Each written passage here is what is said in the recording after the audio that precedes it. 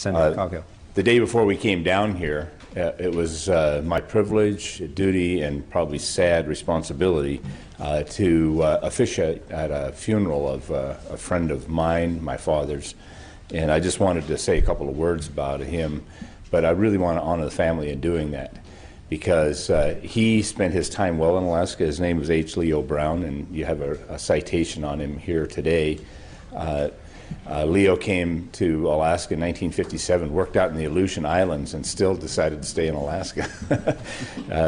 And he ended up working at Clear Air Force Station as one of the contractors that built it, and then he built a small trailer park from that point. And it was at that point I met him, about the time I was 10 or 11 years old, I think. And him and my dad became very good friends. He was a Teamster, and Dad and him had some different views, but they agreed on so many things, and they became fast friends. And so I remember probably in the 60s that friendship, probably more than anything, because I delivered fuel to his trailer park. Then later in life, I became a friend of his on my own, based on some of the things that I was doing, because he moved into the North Pole area and was pretty active in politics there.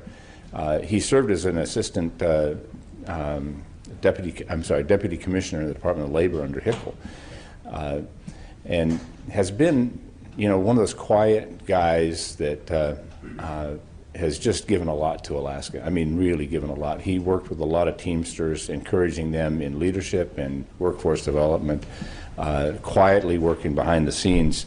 He left a wife of 61 years, and it's to her that I want to honor that those 61 years, by his side and with her help, he was able to do a lot of good for Alaska.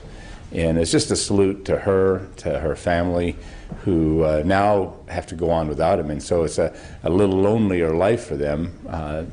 He was a year younger than my dad. My dad's still with us, and we together, Dad and I, got to go honor him the day before we came down here. It was a special privilege and a sad honor, but I'll now try to honor that family the best I can from here on. Thank you, Mr. President.